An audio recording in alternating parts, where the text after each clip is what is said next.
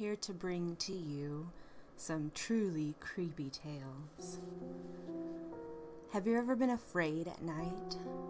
Especially when you're home alone and you look outside into the darkness, out through your window. Have you ever seen something through the night staring right back at you? In this story, this person had such an experience. Brought to you by Reddit user Coffee for Everyone. This is The Thing Outside My Window. This is my first time posting on mobile, so I apologize for any formatting errors. Anyway, this story comes from my childhood and is a large part of the reason why I don't like window blinds pulled away, all the way up. When I was a child, I shared a bunk bed with my brother that was perpendicular to our bedroom window. My headboard was right next to the window, and I had the top bunk. My brother, always an early riser, was already up and about by the time I woke up. I was stretching and yawning when I looked out the window and saw a figure running by it. For the further context, I live in a trailer park, so didn't have a fence separating my yard from my neighbors. So I wasn't usually surprised when I saw something cutting through my backyard. This time, though, what I saw had a white, tattered robe that covered its entire body with a hood attached. The thing turned to look at me, and I say thing because I've never seen a face like that again in my life. It looked like a mostly decayed person, graying bone glistening under burgundy splatters and pieces of flesh. It was smiling, intentionally or not. It had no discernible eyes, but I knew it was looking straight at me. It had an unknown lump in a bundle in its arms. It continued running until I couldn't see it anymore. Neither my parents nor my siblings ever believed me about it, chalking it up to an overactive imagination. But I'm sure of what I saw. I have had some creepy experiences since then in that house, and I'm not sure if they are related or not. What I do know is that whatever that thing was initiated my fear of the unknown, and I have had anxiety ever since. So, whatever that thing was, let's keep our relationship strictly between window panes, and I pray that I never have to see you again. Well, this next story comes from Darn332, entitled Man with No Face. Someone explain, please. Preface.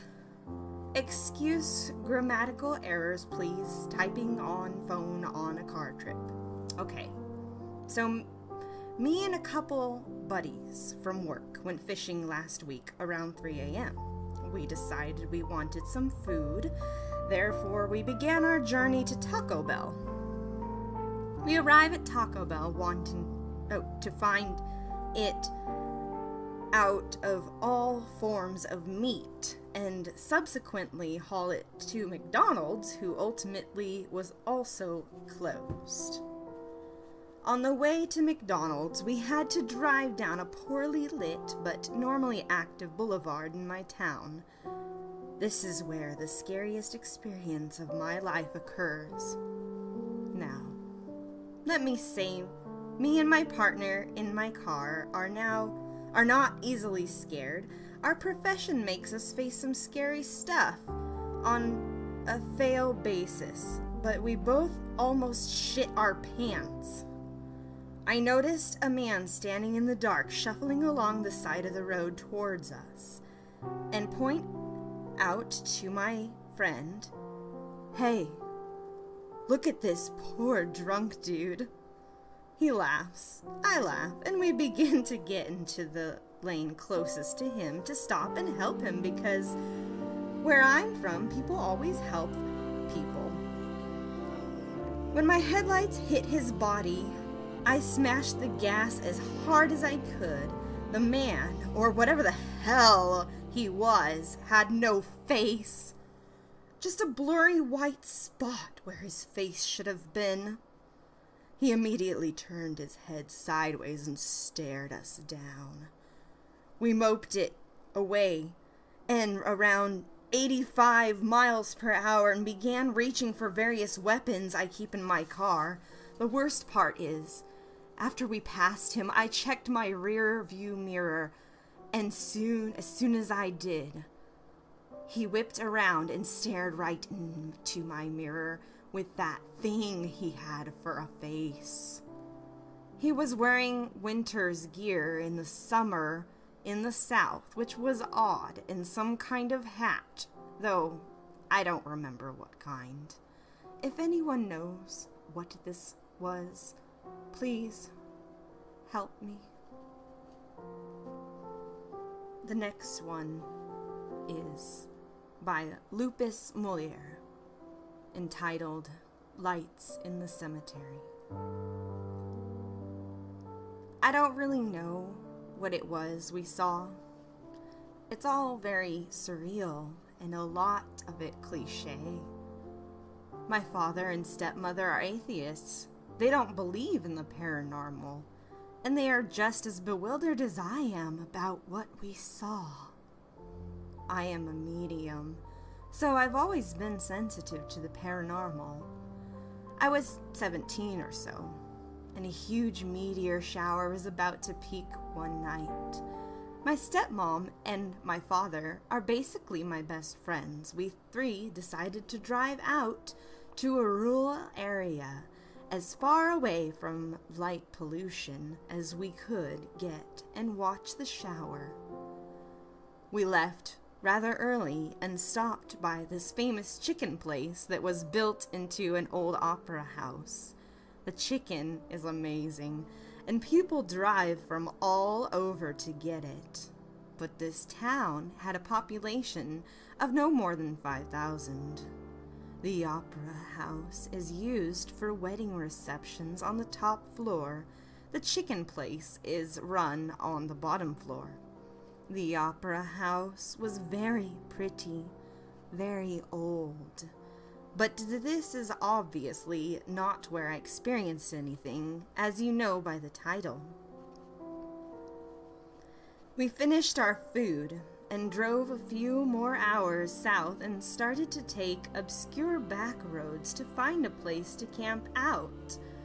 We ran into a fence that had "IT" written on it, and we also ended up on a road called Castle Rock, so jokingly made a comment about it about being in a Stephen King book, and we're on our way to something freaky.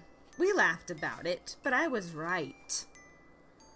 We finally find this little dirt path that doesn't seem to go anywhere.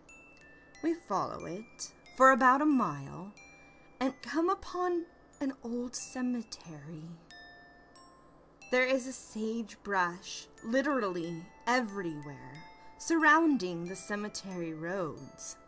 The sun was about to set, so we decided to take a peek and see if we could stop here for the meteor shower, as we didn't have much longer to look for another clearing of sorts. We looked at the headstones and noticed they were very old, the oldest dating back to the late 1890s. It was surreal and kind of cool to see such an old cemetery. It didn't feel creepy or anything, so we decided to watch the meteor shower from the parking lot. The sun finally set, and we got the back of my father's SUV ready for the three of us to hang out and look at the sky.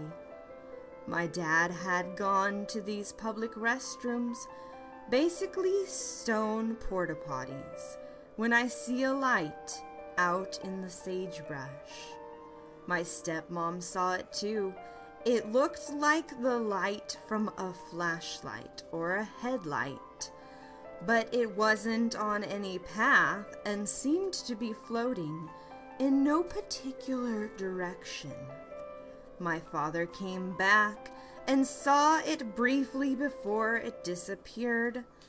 My father was concerned it was someone in need, as it had gotten very dark and there were no other people around for miles. He wanted to go check, but I was feeling uncomfortable. My dad shouted to see if anyone was lost, but we didn't get any response. My father just kind of shrugged and let it go, dismissing it as someone's flashlight or something. I wasn't so convinced. The meteor shower started. It was so clear and beautiful. We were also distracted, looking up at the glimmering, streaking lights, that my parents didn't notice the orb had come back, only a bit closer and to the left. I had noticed and followed it with my eyes. It was definitely an orb. It was moving too quickly and consistently for it to be a light from a flashlight, and it vanished after a few moments. I started to feel increasingly uncomfortable. I voiced my feelings, but not what I had just seen. My parents admitted to feeling the same way, but they didn't see the orb like I did. We climbed into the car seats and closed the back and got the hell out of there. We ended up finding another place to watch the shower that was nice and peaceful. I have asked my dad multiple times about what he thinks was out there, and he simply tells me he does not know. Last story. Chased by Nothing and Lost Time. Submitted by SpookyBot. I don't want to be one of those guys who tells stories secondhand, but my mom's boyfriend doesn't have Reddit, and I highly doubt he ever will, and his story is too interesting to keep to myself. To start off, he is Nepali and grew up near the Himalayan mountains. This is where the story takes place, and the whole time he is telling me his tale, his eyes are so bright, like saucers, and he's speaking in a terrified tone. Near his house in Nepal, there is a huge open field that apparently no one ever walks in because of superstition. His grandmother has seen numerous lights and orbs running through the field at breakneck speeds. Even their oxen won't go into the field. As kids, they were heavily advised not to go into the field, and they weren't taught to fear it, but rather it's just forbidden to go there. So, one evening around 3 p.m., he gets into an argument with his father because he doesn't want to help paint the house. He wants to play. And his father tells him no. So H, gonna call him H, says some disrespectful shit and runs off. He doesn't pay attention to where he's going and ends up walking along this stream to sit.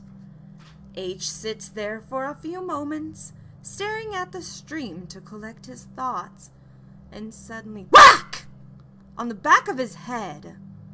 Now he's sitting under a small tree, so he assumes it's just a branch or maybe a bird or something hit him. So he turns and sees nothing, ignores it. Then it happens again and again, getting progressively harder. He gets scared and gets up, running away from whatever it was that was hitting him. But as he's running, fast as his legs can carry him, something is still smacking him on the back of the head. So he turned to look, and this is where his voice trembled. And there are a large, humanoid, disembodied, pale legs chasing him. He told me that every time he tried to look up to see its face, that it would slap him harder. Eventually, he runs to his home and says, "Mom, Dad," and passes the fuck out. He was drenched in sweat and exhausted. He ends up sleeping 14 plus hours. His parents told him that he was gone for 4 hours in what seemed to him to be just 1 hour. And he had come running from the direction of the forbidden field. This really wigs me out every time I think about it, and he tells me this better than me, but I figured you guys would enjoy it. Hey creeps, Salem Insomniac here. Let's shriek out to some fellow spooksters. Bebusta, Blue Spooky, Corpse Husband, Darkness Prevails, Horse Studio 1, or HS1, Killer Orange Cat, Lazy Masquerade, Let's Read, and Phantom Librarian, and Your Maker. There are a good number out there, and your work is very much appreciated by your local fans. Or loyal fans, rather. It takes an incredible amount of time and patience to sift through all the pointless crap that people post online, trying to salvage a story worth reading. And whoever I neglected to give a shout out to, I either forgot to squeeze you in this time, or I just don't like your stuff.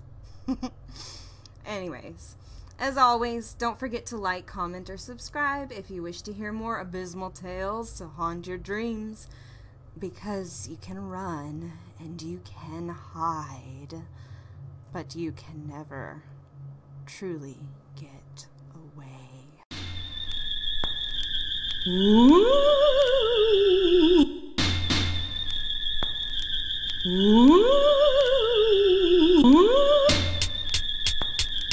Ooh. Ooh.